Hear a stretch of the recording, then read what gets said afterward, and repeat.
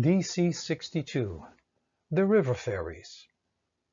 Soul-touching and life-enhancing stories. The River Fairies. Raffle grew up in the city of Ismanar, located on the river called Treasure River, the River of the Fairies. As far as he could remember, he went regular to the river to fish for treasures. The river fairies were always around the bank of the river, and anybody who was seeking treasures could just ask one of the fairies, who would give that person a net that needed to be thrown out into the river.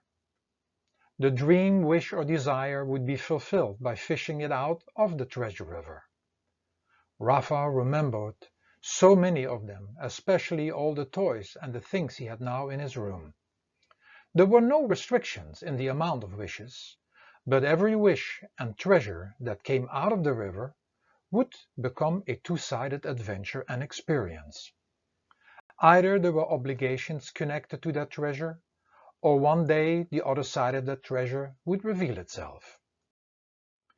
All possessions that were fished out of the river came with an obligation, as one needed to take care, maintain, or protect them. When the wish that was fished out of the river had to do with power, the receiver would one day experience to feel to be disempowered. When it had to do with revenge, one day one would be betrayed. When it was about love, one would experience the loss of that love. And so was it with health and disease, happiness and sadness, peace and war, and go on. For the treasure had built within itself the positive and the negative, or opposites, so to speak. And when one was not aware of these facts, it became clear when the gift had had its life-existing time and died. However, nobody wanted to think about these facts, the obligations, and the other side connected to the treasures. In the meantime, the city had grown in wealth since Rafa was born, and it was now a city where everything could be experienced and in which life never stood still. The entertainments were in abundance, for everybody going to fish treasures out of the river made them part of their home and city life. Raffle was in his teenage years and had been going to the river ferries almost daily in the last years, because soon after he had fished out a new treasure, soon he got bored with that treasure, didn't want to take the responsibility to the obligations connected, or got angry when the opposite side came to the surface. Most citizens, however, got so wrapped up with their treasures that they even forgot about going back to the river to fish for new. They were too busy with relationships, family, and business life, and got swallowed up by all the entertainments, which had created endless addictions, ranging from overworking, being involved in power games, competition, positions, food, alcohol, drugs, lust, and digital entertainments. One day, going to the treasure river and connecting to one of the endless river ferries, Raffo noticed again a man sitting on the river bank with several individuals gathered around him. It dawned on him that this man, as long as he could remember, had always been sitting there, and always with people around him. But this time he became more aware of it. He was wondering why he and those around him were not connecting with one of the fairies. As he was approaching one of the river fairies, his eyes caught the eyes of this man, but he left it at that, and asked one of the fairies for his wish to be fulfilled, and received a net, and went fishing for his treasure. The days following coming back to the river, the eye contact became longer and longer, and Raffo got curious what this man was all about, and wanted to know why he or the people around him were not consulting the river fairies, and why they were not fishing for treasures. Some months later, after being disappointed over and over again with the treasures, he went up to the man one day when he was sitting all by himself. Getting closer, he noticed that the man had his eyes closed, but noticed a smile, peace, and contentment in his face. The man opened his eyes for a moment and spoke. "Come at 3 o'clock in the morning, and some of your questions will be answered." Rafa didn't want to disturb the peace or blissful state the man was in and left the river bank, with the intention to go to the river that following morning. The next morning he overslept, and for one reason or another he got caught up in endless things to do regarding the obligations connected to his treasures. One thing after another needed his attention, and it was only months later, being exhausted and frustrated, that he was thinking about going back to the river fairies. It was only then that it dawned on him that nothing long-term satisfied him coming from consulting the river fairies and the endless treasures he had fished out of the river. The face of the man on the river bank came to his mind, and he decided to stand early up and to go to the river at 3 o'clock the next morning. As he arrived that next morning, he saw the man and the people hanging around him, just going into the river one after the other. He saw them starting swimming against the current, but the man and some of them went under the water and disappeared.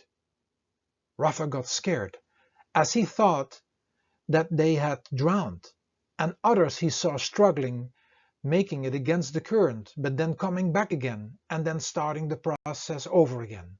What was going on here?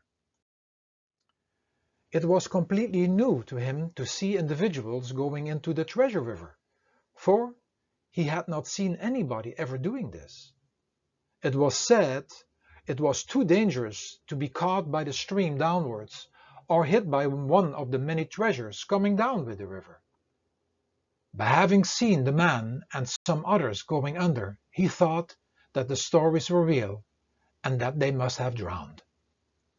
He kept watching the swimming, or better said struggle, and within a time span of 2.5 hours he saw them one after the other returning to the river bank out of the river, including the man and those who had gone under the water. Then he noticed the strangest things of all. None of them coming out of the river was wet, no soaking wet clothes or water dripping down. Everybody left the river bank, probably back to their homes, and then the man waved his hand to come to him. When Rafu got closer to the man, he introduced himself, being Nonam, and asked Rafu to sit down and ask him any questions. "I have been thinking a lot about this river, and when I saw what I just witnessed, it seems that you are all seeking to go up against the stream and to find the source of all these treasures." Things we see can be deceiving, Rafu. But I figured that you are happy, and I saw this on your face because you must have found the source. Incorrect, Rafa. The treasure river is the source of worldly treasures itself, for we projecting all we want in it. We go to the river fairies, speak our wish to them, and then they give us the appropriate net to catch that wish, dream, or desire. These nets and all we catch are the maze of nets with worldly things that bind us to this mortal world, in which everything comes with an opposite, brings obligation, and all will end up dying or ceasing to exist. These are our attachments that will not give us peace, happiness, or contentment. But this you knew already. Then why are you going into the river with so many dangers inside? There are no less dangers outside the river, for this river is the reflection of the stream of thoughts we have, and within them the wishes, dreams, and desires. The treasure river is our mind. Why are you then going into the river? My teacher, who passed away, instructed me to swim in this river and to go up against the downstream of thoughts, dreams, wishes, and desires.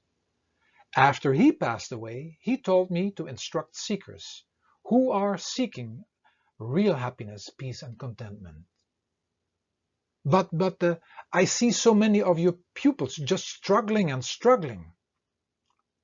This struggle is with anything we start learning, but they love the struggle, for they feel better in this struggle than with anything they ever fished out from the river. And what about you and some others who went under the water? Why were you not taken by the stream and died? You see, Raphael, inside this river is the everlasting current of life, which is connected to everything, otherwise it could not exist. This eternal current of life and love comes from the Creator, and when we enter this current, we can go with our teacher and guide back to the real source of everlasting life and love. Only then we will find that contentment, peace, and happiness, and which helps us to deal with the things in the world much better. I would like to learn from you, Nonam, for anything that I'm fishing out from this river is not bringing me that contentment, peace, and happiness, which I can see you have found. Raphael became the pupil of Nonam, and first he experienced that reward of the struggle of learning how to swim against the stream. He started to live a simple life and never went back to any of the river fairies, but kept on progressing, as if the nets of life were disappearing. One day, much later in his life, he really learned to trust and to go under the water, where he met Nonam in his liquid eternal form, inside the current of everlasting life and love, and was carried to the everlasting source of life and love. Each time returning out of the river, he continued his life in the city, but every morning at 3 o'clock he went to the river to practice to die from this world and to experience life forever. What the story could bring us. All things of the world are parts of that eternal love, but the physical love and attachment to them is just short-lived. The essence of everything and everybody is from a love that is eternal. It's a stream or current that is connected to everything and everybody and may be worthwhile finding out how to get in touch with it in order to rediscover that real self and the Creator.